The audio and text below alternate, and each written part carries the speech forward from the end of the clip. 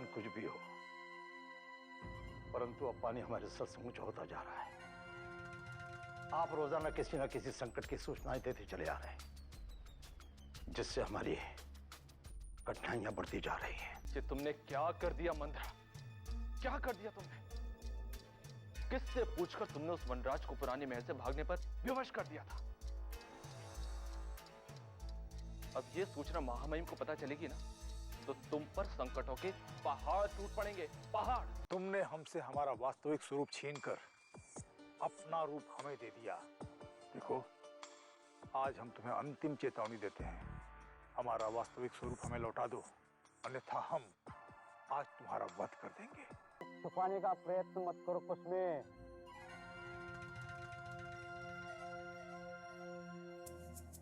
अन्यथा तुम भी फंसोगे। हमने स्वयं अपने इन्हीं हाथों से उसकी हत्या कर दी थी। हत्या। परंतु क्यों? आपने उसकी हत्या क्यों की गुरुदेव? वो इसलिए कुसुमी,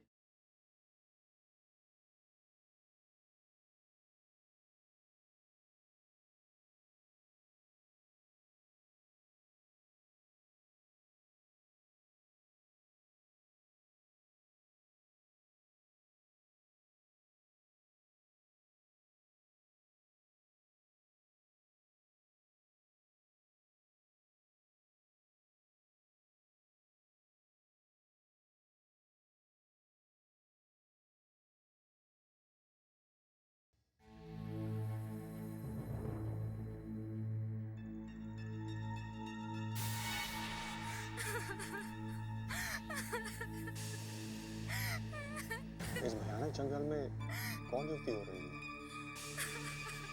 कहीं बताने का भय तो नहीं?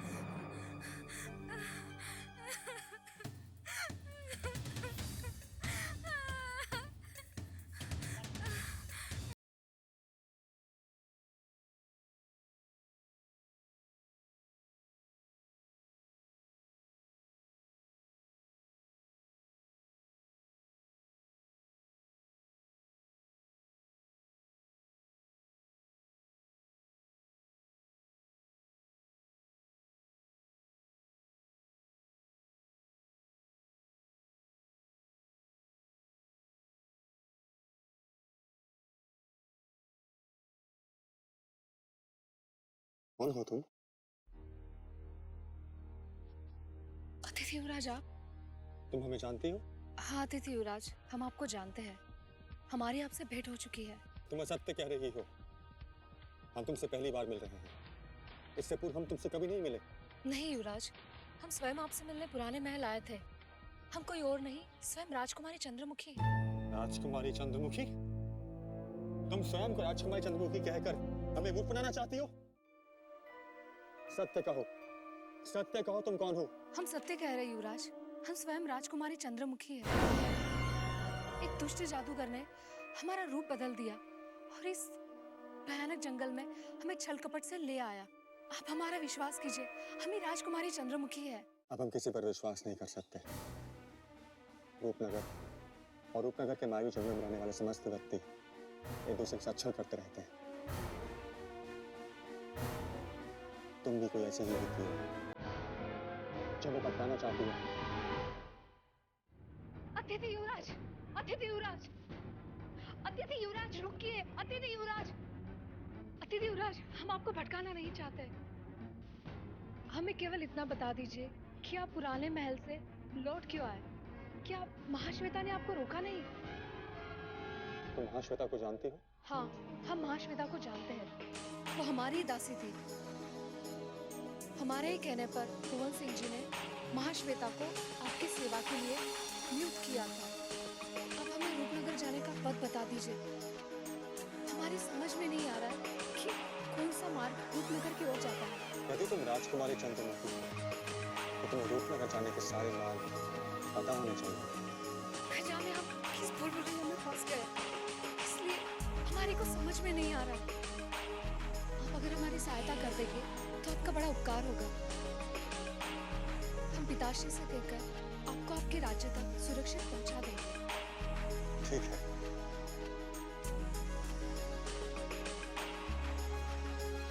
हम तुम्हारी सहायता करने के लिए तैयार हैं, किंतु इसके बदले में हमें चंद्रमुखी का फूल चाहिए।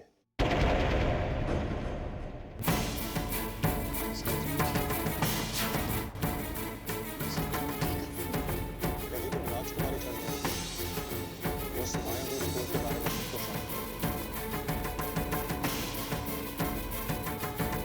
बताओ, बताओ वो फूल क्या है?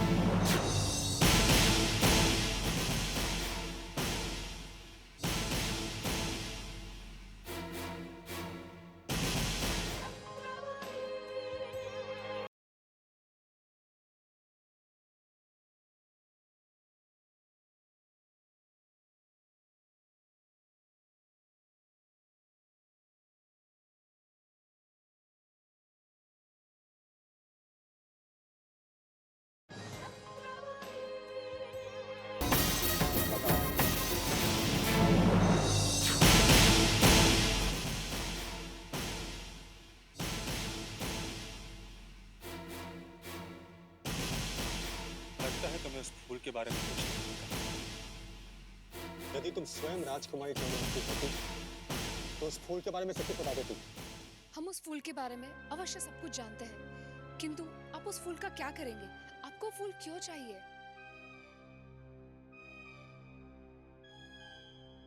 उस फूल से हमारे पिताश्री की दृष्टि वापस लौट के आ सकती है, और उसी फूल को प्राप्त करने के लिए हम अपने राज्य से यहाँ तक आए हैं। यदि ये बात है तो वो फूल आपको अवश्य मिलेगा, परंतु जब तक हम हमारे राज्य नहीं पहुंच पाते तब तक हम कुछ नहीं कर पाएंगे।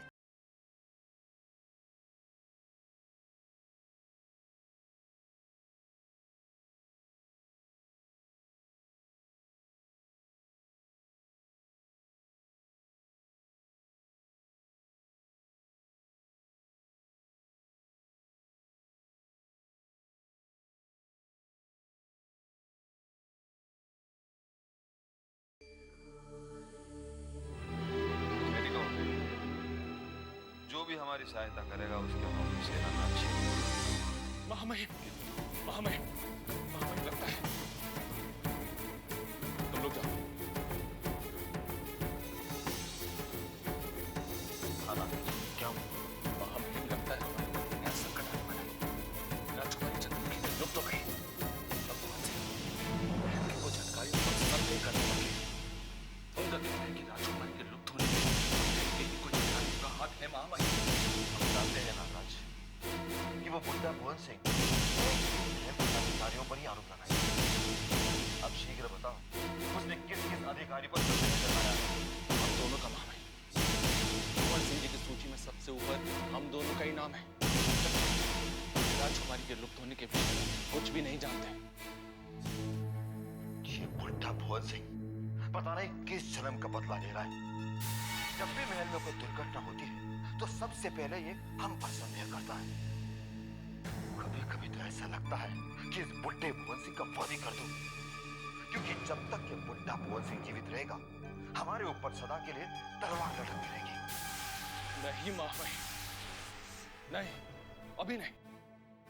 भुवन सिंह का वध करने का सही समय अभी नहीं आया। इस समय हमें बहुत सावधानी से कार्य करना होगा, क्योंकि इस समय महल के समस्त अधिकारियों पर गुप्त रूप से दृष्टि रखी जा रही है। तो क्या हम हाथ पर हाथ धरे बैठे रहे? सभी जानते हैं कि राजकुमारी चंद्रमुखी और कुंवर विजेंद्र प्रताप सिंह एक ही दिन लुप्त हुए थे, तो हम पर क्यों संदेह किया जा रहा है? ऐसा ही होता है महामहिम, ऐसा ही होता है। जब किसी का बुरा समय आता है तो बिल्कुल ऐसा ही होता है। जब से उस विचित्र सेन का शव इस महल में मिला है ना, तब से भुवन सिंह कुछ अधिक ही सख्त हो गए हैं। हमें लगता है विचित्र सेन जीवित है, वो इतनी आसानी से मर नहीं सकता। ये आप क्या कह रहे हैं महामहिम? हम सभी ने उस विचित्र सेन का शव इस महल में देखा है, तो फिर आपको ऐसा क्यों लग रहा है कि वो अभी जीवित है? क्योंकि वो एक साधारण मनुष्य नहीं है। विचित्र सेन एक महान जादूगर है। अवश्य ऐसा कोई रहस्य है जिसे हम जान नहीं पाए। उस बुड्ढे भुवन सिंह को तो हम बाद में देख लेंगे, किंतु इस समय हमें यह जानना बहुत आवश्यक है कि वो जादूगर वास्तव में मारा गया है या फिर जीवित है।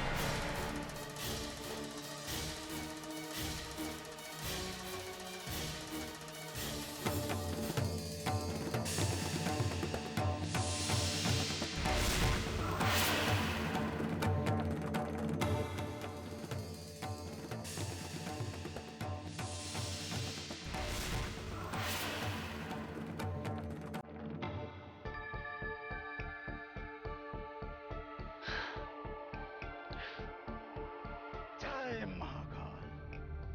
पता नहीं राजकुमारी चंद्रमुखी कहाँ जाकर छिप गई। उसकी खोज में हमने रूपनगर का सारा जंगल छान मारा, परंतु वो क्या, उसकी परछाई भी हमें दूर दूर तक नहीं दिखाई देती है। समझ में नहीं आता कि उसे जमीन निकल गई या आसमान खा गया।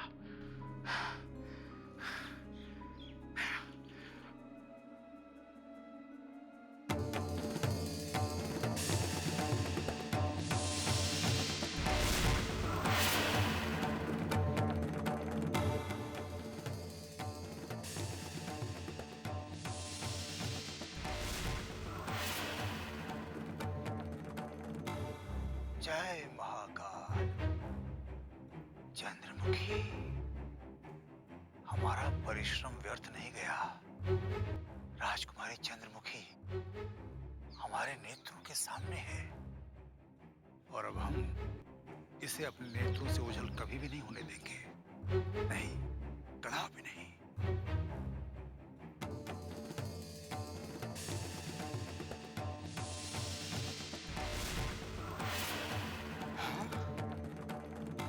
हम क्या देख रहे हैं? दैत्य सम्राट और राजकुमारी चंद्रमुखी के हमें शीघ्र ही पूर्व दिशा की ओर चलना चाहिए, क्योंकि एक कोई दिशा दागी हुई है जो हमें सुरक्षित लग रही है। आप जो उचित समझे वही कीजिए युवराज। बस किसी भी तरह हमें रूपनगर के महल तक पहुंचा दीजिए। हमें हमारे पिताश्री की बहुत याद आ रही है। पता नहीं हमारे बगैर उनके ऊपर क्या बीत रही होगी। हमें विश्वास है कि हम तुम्हें रूपनगर की सीमा तक अवश्य पहुंचा देंगे, किंतु तुम्हें अपना दिया हुआ वचन अवश्य पूर्ण करना होगा। हम एक राजकुमारी है युवराज, और हम अपना वचन कभी नहीं भूलते। यदि हम रूपनगर के राज्य तक सुरक्षित पहुंच गए तो हम अपना वचन अवश्य पूर्ण करेंगे। चंद्रमुखी का फूल प्राप्त करने के लिए हम रूपनगर की सीमा का रास्ता अवश्य ढूंढ लेंगे, किंतु अभी भी हमारे मन में एक संदेह बाकी है।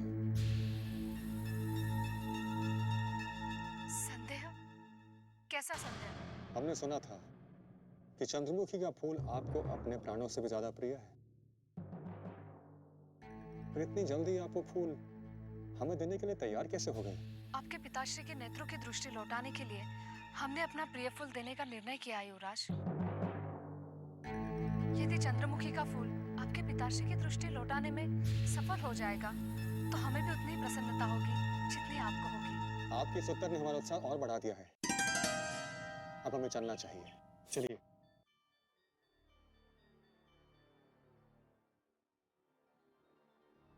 जय महाकाल। ये क्या, दैत्य सम्राट तो यहाँ चंद्रमुखी का फूल लेने के लिए आए थे, परंतु अब वो हमारी चंद्रमुखी को ही लेकर जा रहे हैं। इसका तात्पर्य ये हुआ कि दैत्य सम्राट ने हमसे असत्य कहा था, छल किया था हमारे साथ। नहीं, कदापि नहीं। हम अपनी राजकुमारी चंद्रमुखी को उनके साथ कदापि नहीं जाने देंगे। और अब अपना तो राजकुमारी चंद्रमुखी दैत्य सम्राट के राज्य तक पहुंच पाएगी और ना ही वापस रूपनगर के राजमहल में। ये हमारी अखंड प्रतिज्ञा है। जय महाकाल।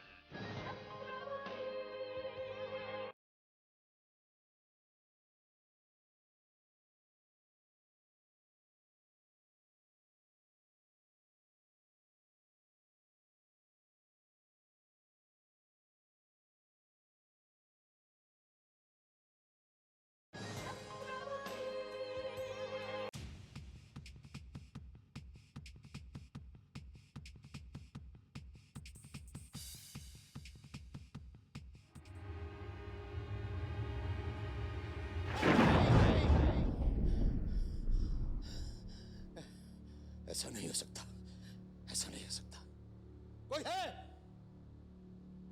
कोई है? जी महाराज। इतना भयानक सपना, ऐसा नहीं हो सकता। जाओ, जाकर भवन सिंह से कहो कि हम लोगों ने तत्काल याद किया है। जाओ। जो आ गया महाराज।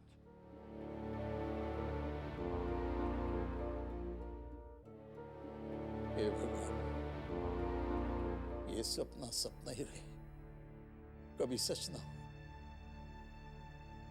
जहां भी हो मेरी सुपुत्री, उसकी सहायता करना भगवान, उसकी सहायता करना।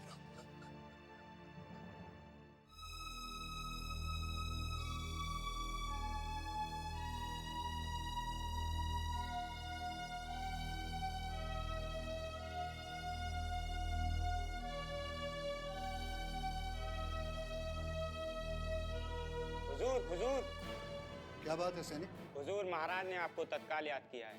महाराज ने याद किया है? कहीं महाराज का स्वास्थ्य बिगड़ तो नहीं गया है? पता नहीं हुजूर, किंतु वो कह रहे थे कि उन्होंने एक बुरा स्वप्न देखा है और आपसे इसी समय मिलना चाहते हैं। तुम चलो, हम शीघ्र आते हैं। जो आज्ञा हुजूर।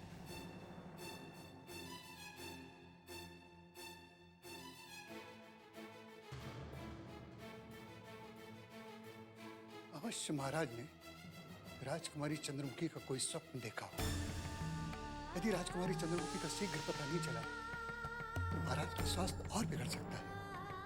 इसलिए हमें तत्काल महाराज से भेंट करके कोई उपाय सोचना होगा, अन्यथा रूपनगर के महल में अनर्थ हो जाएगा, अनर्थ हो जाएगा, अनर्थ हो जाएगा।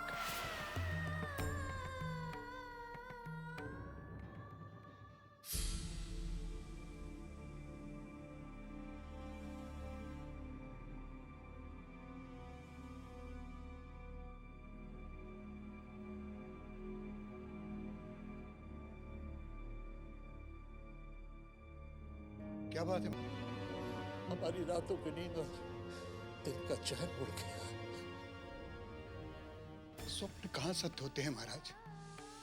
हमारे चंद्र विश्वासपात अधिकारी राजकुमारी चंद्रमुखी की खोज में दिन रात एक किए हुए हैं। हमें पूर्ण विश्वास है कि एक दिन राजकुमारी चंद्रमुखी का पता अवश्य चल जाएगा। भगवान सिंह जी, हमारे धैर्य का बांध टूटता जा रहा है। आप कब तक हमें झूठी आशाओं पर बांधे रखेंगे? समय पर समय बीता जा रहा है। आज हम उसी बिंदु पर खड़े हैं जहां पहले खड़े थे। आपका कहना सत्य है महाराज। हमारे अधिकारी अभी तक राजकुमारी को नहीं खोज पाए, किंतु एक दिन सफलता हमें अवश्य मिल जाएगी। हमें तो अब ऐसा लगने लगा है कि जैसे हम अपनी सुपुत्री को कभी देख नहीं पाएंगे।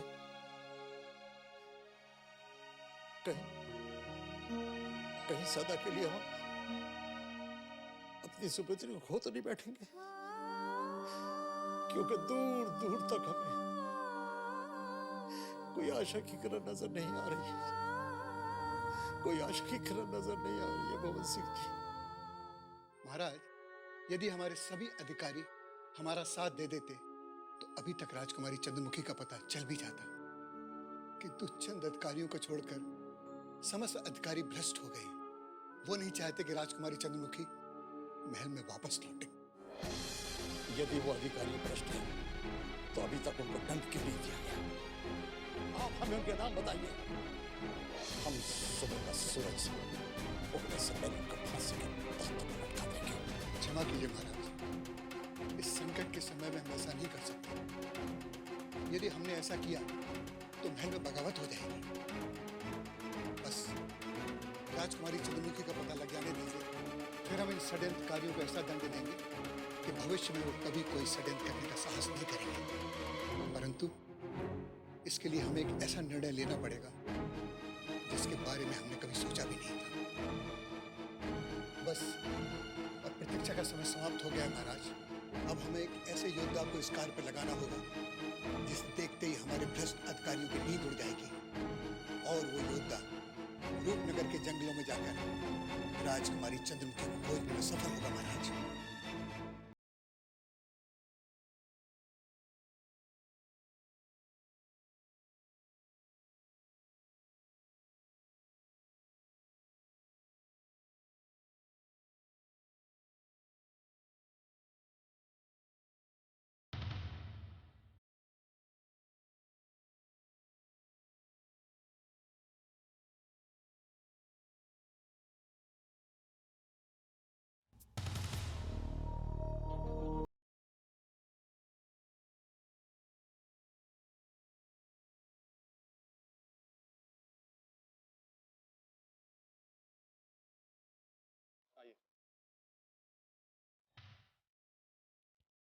इधर आइए।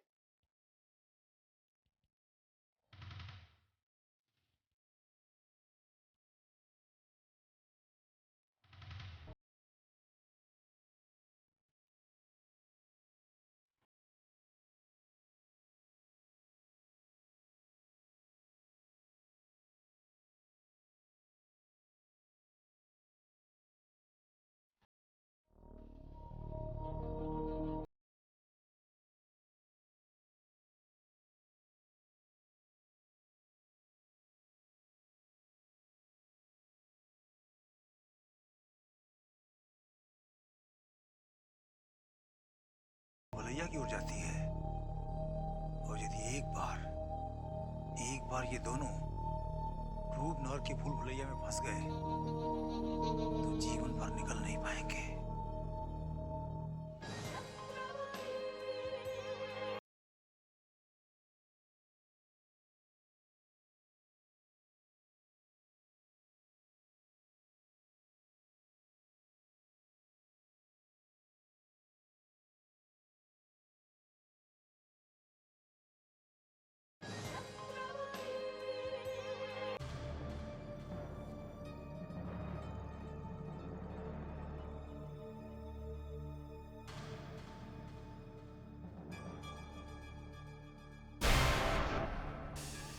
क्या हुआ? आप अचानक क्यों रुके? युवराज, हमने लंबे समय से भोजन नहीं किया।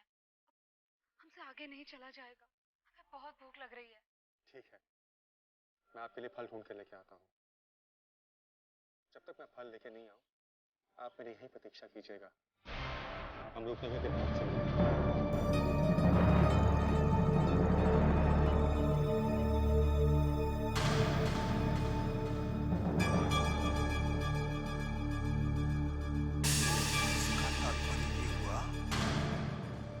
सम्राट राजकुमारी चंद्रमुखी को लेकर रूपनार की ओर जा रहे थे,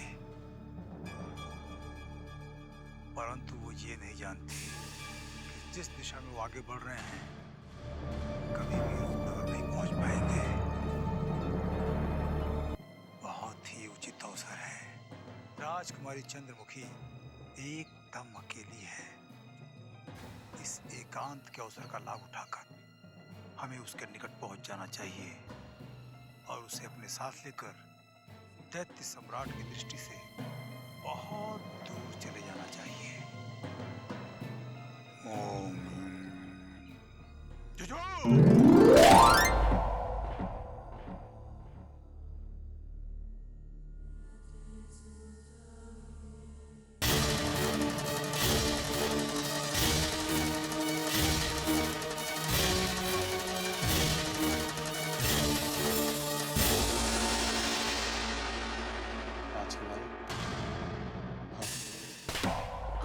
फल लेकर इतनी शीघ्रता से कैसे आ गए? हमारा भाग्य प्रबल था राजकुमारी। हमें समीप में वृक्ष मिल गया जहाँ से हमने फल ले आए।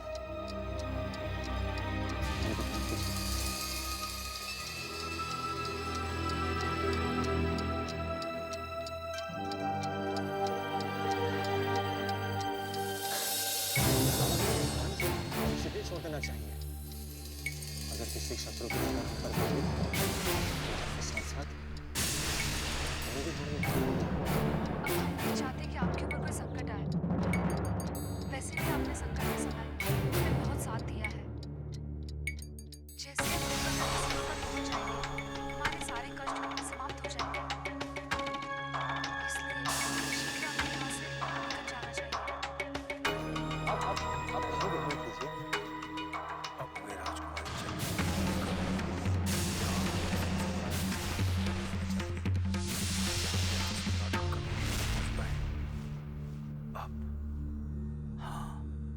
अब हम शीघ्र ही राजकुमारी चंद्रमुखी को अपनी महारानी बना लेंगे। अपनी महारानी। युवराज, क्या सोच रहे हैं? कुछ नहीं। चलिए, हमें सांझ होने से पूर्व ही यहाँ से निकल जाना चाहिए। उस दिशा में चलिए।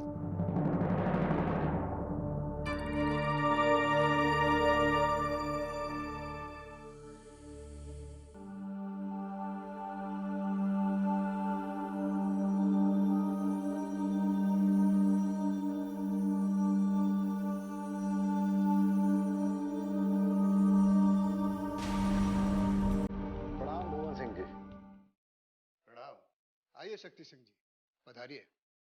हम आपकी प्रतीक्षा कर रहे थे। जैसे ही आपका गुप्त संदेश मिला, वैसे ही हम आपसे भेंट करने चले आए। कहिए क्या आदेश है?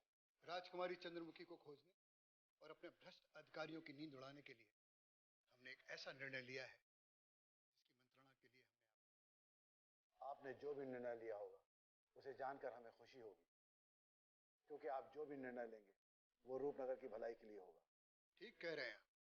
बहुत सोचने समझने के बाद हमने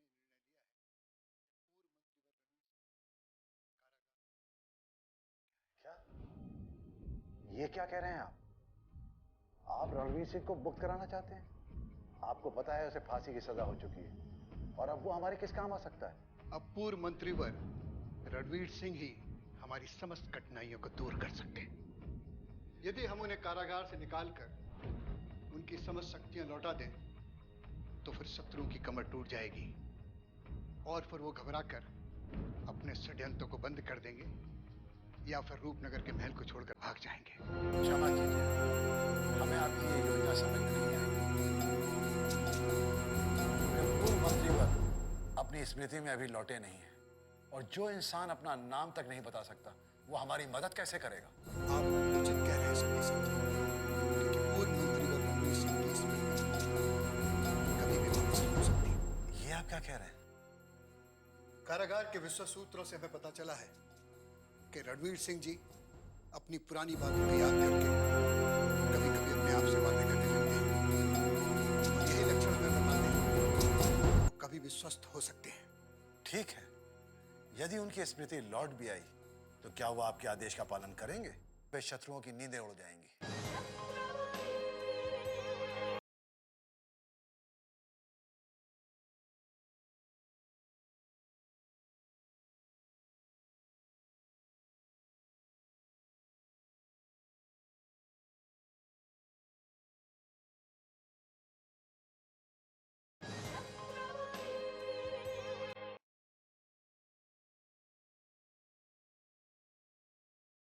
मंद्रा, तुम्हें इस महल में आते हुए किसी ने देखा तो नहीं है ना? नहीं हुजूर, जैसे ही आपका संदेश मिला मैं छिपते छिपाते यहाँ चली आई। मंद्रा, तुम महामहिम की सबसे भरोसेमंद सेविका हो, इसलिए महामहिम ने तुम्हें एक बहुत महत्वपूर्ण कार्य सौंपा है। महामहिम का प्रत्येक आदेश मेरे लिए ईश्वर का आदेश है हुजूर। बताइए मुझे क्या करना होगा? मंद्रा, तुम्हें यह पता लगाना होगा कि जादूगर विचित्र सेन अभी जीवित है या मर चुका है। ये आप क्या कह रहे हैं हुजूर? जादूगर विचित्र सेन तो मृत्यु को प्राप्त कर चुका है। सभी ने महल के द्वार पर उनके शव को देखा है। मंद्रा, जादूगर विचित्र सेन कोई साधारण मनुष्य नहीं है जो इतनी आसानी से मारा जाए। और ये बात स्वयं महामहिम ने भी कही है। यदि ये बात है तो वो शव किसका था जो महल में पाया गया था?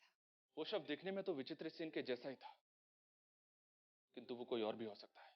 ये कैसी उलझन है हुजूर? यदि वो शव जादूगर विचित्र सेन का नहीं था तो उसकी सूरत जादूगर विचित्र सेन जैसी क्यों थी? मंद्रा, इसका उत्तर अभी नहीं दिया जा सकता। इस रहस्य को तो मैं और महामहिम भी अभी तक समझ नहीं पाए। आप बिल्कुल चिंता मत कीजिए हुजूर।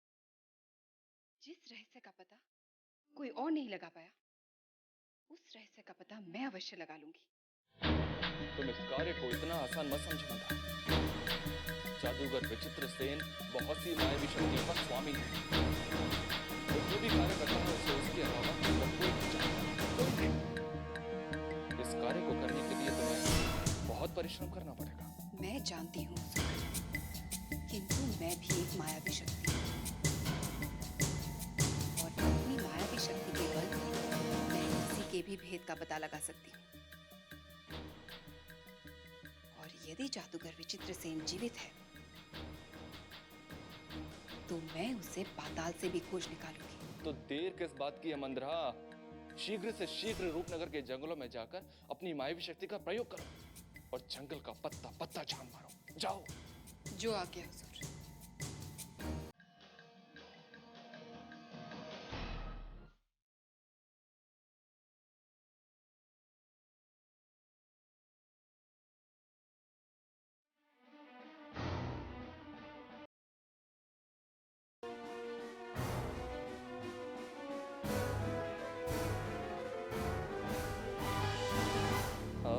फिर पूर्ण विश्वास हो गया है, पूर्ण विश्वास कि वो जादूगर विचित्र सेन कहीं भी किसी भी रूप में छिपा हो, मंत्रा उसे अवश्य खोज निकालेगी, अवश्य।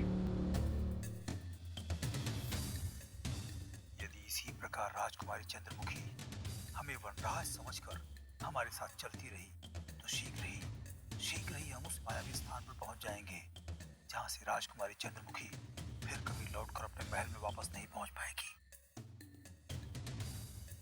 युवराज, हमें और कितनी दूर तक ऐसे चलना होगा? हमारे पैरों में छाले पड़ चुके हैं। बस राजकुमारी, बस थोड़ी ही दूर और बस हम ऊपर तक पहुंचते ही वाले हैं। चलिए चलिए चलिए, साहस रखिए। क्या हुआ राजकुमारी? थोड़ा और साहस बस। हमें समझ ढलने से पहले रूपनगर पहुंचना है। तो हमें दूर दूर तक रूपनगर का चिन्ह भी दिखाई नहीं दे रहा है। ऐसा प्रतीक हो रहा है कि हम अभी भी घने जंगलों में भटक रहे हैं।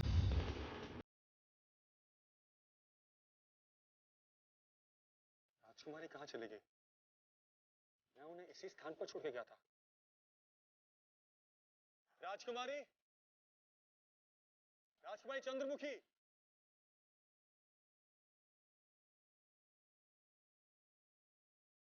लगता है उस दिशा में गई होंगी। राजकुमारी, बस बस पहुंचने वाले हैं। आप चलिए ना, चलिए चलिए।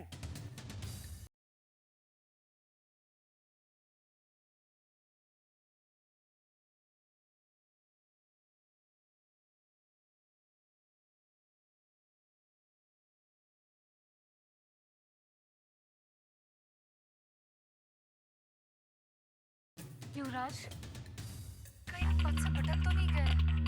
आगे हमें घोर जंगल ही जंगल दिखाई दे रहा है। नहीं चंद्रमुखी, आप मेरा विश्वास कीजिए। हम सही पथ पर जा रहे हैं। बस शीघ्र ही वहां पहुंचेंगे। चलिए आप, आइए आइए, चलिए आइए।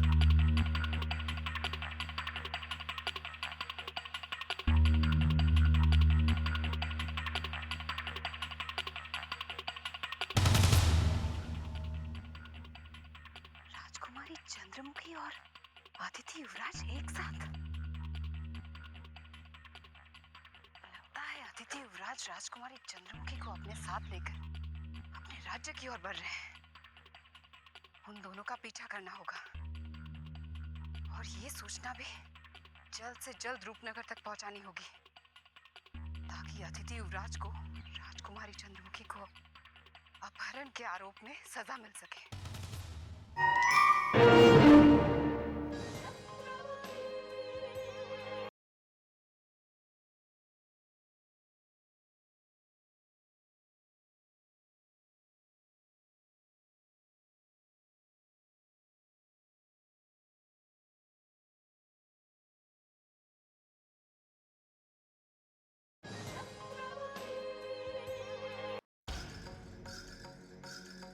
द्वार खोलो।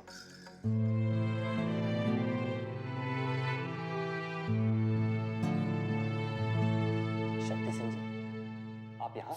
हम आप लोगों के लिए एक शुभ समाचार लेके आए हैं। भुवन सिंह जी ने आप लोगों को मुक्त कराने का निर्णय लिया है। लगता है आप जले पर नमक छिड़कने आए हैं। क्या हमें यह नहीं पता कि रूपनगर में एक बार किसी को फांसी का दंड दे दिया जाता है तो फिर उसके मृत्यु के पश्चात ही उसे मुक्त किया जाता है? आप जो कह रहे हैं वो सत्य है, किंतु बहुत सोचने समझने के बाद भुवन सिंह जी ने यह निर्णय लिया है कि आप लोगों को क्षमादान दिया जाए। यही समाचार लेके हम आपके पास आए थे। अचानक भुवन सिंह जी ने अपना निर्णय कैसे बदल दिया? कल तक जो हमें और भाई जी को फांसी पर चढ़ाकर हमारा शव देखना चाहते थे, वो आज हम पर इतनी करुणा क्यों कर रहे हैं? समय समय की बात है। कल तक आप दोनों भाइयों का समय बहुत बुरा था। वैसे भी कहावत है कि बुरे वक्त में परछाई भी साथ छोड़ देती है, किंतु भुवन सिंह जी को अब लगने लगा है कि रूपनगर के महल को सिर्फ रणवीर ही बचा सकते हैं। भाई जी,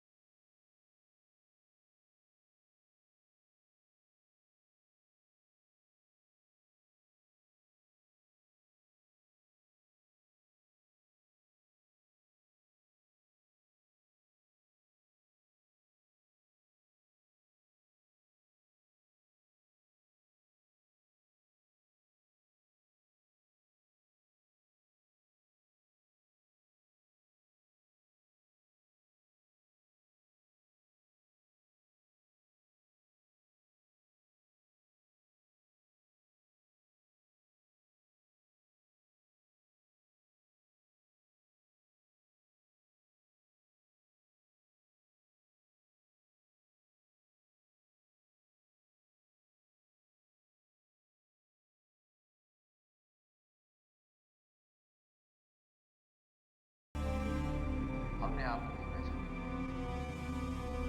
क्यों आए यहाँ हमें ये बताने आए कि भुवन सिंह जी हमें कारागार से मुक्त कराना चाहते हैं।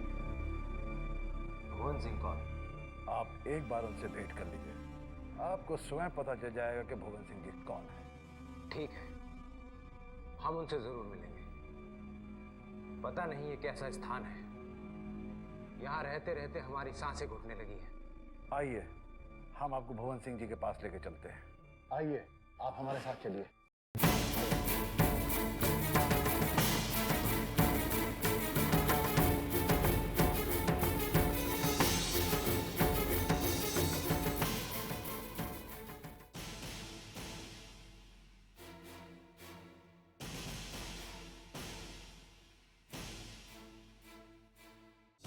प्रणाम भुवन सिंह जी। प्रणाम। मैं रणवीर को ले आया हूं आपके पास। प्रणाम भुवन सिंह जी। प्रणाम। क्या शक्ति सिंह जी सत्य कह रहे हैं कि आपने हमें और भाई जी को फांसी का दंड देने से मुक्त कर दिया है? हाँ, ये सत्य है परमवीर। इस समय हमें पूर्व मध्यवर्ग की अति आवश्यकता है, क्योंकि इनकी अनुपस्थिति में महल के बड़े बड़े अधिकारी भ्रष्ट हो गए हैं। कल तक तो आप और आपके अधिकारी भाई जी को राजद्रोही और अत्याचारी घोषित करने पर तुले हुए थे, तो आज अचानक क्या हो गया? आपके अधिकारी स्वयं कैसे भ्रष्ट हो गए? हमारे अधिकतम अधिकारी हमारी पीठ पर छुरा भोंक रहे थे। जब हमें पता चला तो हम अपने आप को नहीं रोक पाए परमवीर, और हमने महाराज से पूर्व मंत्रीवर को क्षमा करके खानावास से मुक्त करने की बात की। इसलिए आप दोनों